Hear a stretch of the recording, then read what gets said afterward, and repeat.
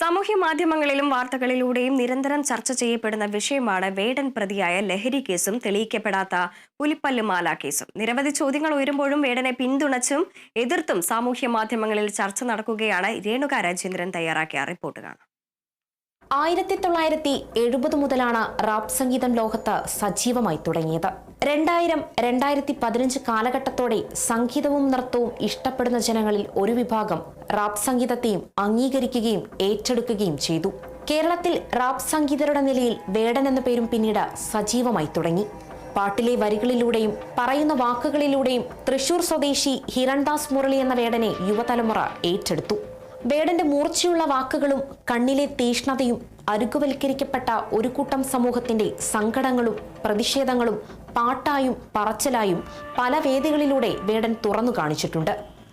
വേട്ടയാടുന്ന ശബ്ദവും കറുത്ത രാഷ്ട്രീയത്തിന്റെ രക്തവും തുറന്നു കാണിക്കുന്ന വാക്കുകളിലൂടെയാണ് വേടൻ പുതുതലമുറയ്ക്ക് പുതുലഹരിയായി മാറിയത്. അതിനിടെയാണ് 6 ഗ്രാം കഞ്ചാവുമായി വേടനെയും സുഹൃത്തുക്കളെയും എറണാകുളം വൈറ്റില ഫ്ളാറ്റിൽ നിന്ന് എക്സൈസ് പിടികൂടിയത്. പാടാനായി വേദികളിൽ എത്തുമ്പോഴും ലഹരി ചെകുത്താനാണു മക്കളെ എന്ന വേടൻ പല വേദികളിലും പറഞ്ഞിട്ടുണ്ട്.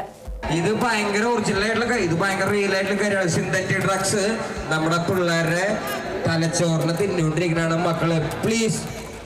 ഇങ്ങനെ പ്രത്യക്ഷമായും പരോക്ഷമായും ലഹരിക്കെതിരെ ഒരു തുറന്നു പറച്ചിൽ വേടൻ നടത്തിയിട്ടുണ്ട്. അങ്ങനെ ഇരിക്കെയാണ് വേടനെയും സുഹൃത്തുക്കളെയും ഫ്ളാറ്റിലെ മുറിയിൽ നിന്ന് 6 ഗ്രാം കഞ്ചാവുമായി എക്സൈസ് പിടികൂടിയത്. സാധാരണഗതിയിൽ സ്റ്റേഷൻ ജാമ്യത്തിൽ പുറത്തുപോകാൻ കഴിയുന്ന കേസാണിത്. എന്നാൽ ഗൗരവമേറിയ കേസല്ല എന്ന് മനസ്സിലാക്കിയത് കൊണ്ടാണോ എന്തോ നിയമപാലകരുടെ കണ്ണ് വേടന്റെ മാറിടത്തിലേക്ക് തിരിഞ്ഞു. പിന്നീട് വേടന്റെ മാലയിലെ ലോക്കറ്റ് പുലിപ്പല്ലാണോ എന്ന് സംശയം. വനം വകുപ്പിന്റെ അന്വേഷണം പിന്നീട് പുലിപ്പല്ലിന്റെ പുറകിലായി. ശ്രീലങ്കൻ വംശജനായ രഞ്ജിത്ത് കുമ്മിടി എന്ന ആരാധകനാണ് വേടന് ലോക്കറ്റ് സമ്മാനിച്ചത്. വേടന്റെ അമ്മ ശ്രീലങ്കൻ വംശജയായതിൽ കേസ് ആ തലത്തിലേക്കും നീങ്ങി. എന്നാൽ കേസിന്റെ പോക്കും വേടനെ പിടികൂടിയതും ആരാധകർക്ക് അംഗീകരിക്കാനോ യോജിക്കാനോ കഴിഞ്ഞില്ല. ലഹരി കൈവശം വച്ചതും ഉപയോഗിച്ചതും നിയമപരമായി തെറ്റ് തന്നെയാണ്. നിയമത്തിനെതിരായി സമൂഹത്തിൽ ആരു പ്രവർത്തിച്ചാലും അത് അംഗീകരിക്കാൻ കഴിയില്ല. ലഹരി കേസിനു പുറമെ മൃഗവേട്ട എന്ന തലത്തിലേക്ക് വേടന്റെ കേസ് മാറുന്നു. 7 മുതൽ 10 വർഷം വരെ തടവ് ശിക്ഷ ലഭിക്കാവുന്ന വകുപ്പുകൾ ചുമത്തിയാണ് വനം വകുപ്പ് കേസെടുത്തത്. വേട്ടയാടപ്പെടുന്നവരുടെ രാഷ്ട്രീയം പറയുന്ന വേടന് ലഹരി കേസിൽ തെറ്റുപറ്റുക തന്നെ ചെയ്തു. അറിഞ്ഞോ അറിയാതെയോ വേടൻ ധരിച്ച മാലയിലെ ലോക്കറ്റ് പുലിപ്പല്ലായതിൽ വേടന് കുരുക്ക് മുറുകിയിട്ടുണ്ടായിരുന്നു.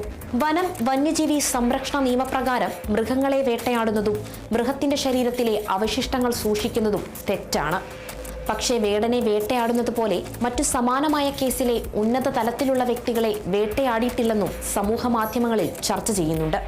വനം വകുപ്പിന്റെയും വേടന്റെയും വാദത്തിനു പിന്നാലെ പെരുമ്പാവൂർ കോടതി വേടന് ജാമ്യം നൽകി. നീതിയും നിയമവും നടപ്പാക്കുന്നതിൽ ജാതിയും ജാതീയ ചിന്തകളും പ്രവർത്തിക്കുന്ന നമ്മുടെ സമൂഹത്തിൽ എന്നുള്ള രൂക്ഷ വിമർശനമാണ് വേടനുമായി ബന്ധപ്പെട്ടുള്ള വാർത്തകളും നമുക്ക് മുൻപിൽ ഉയരുന്നത്.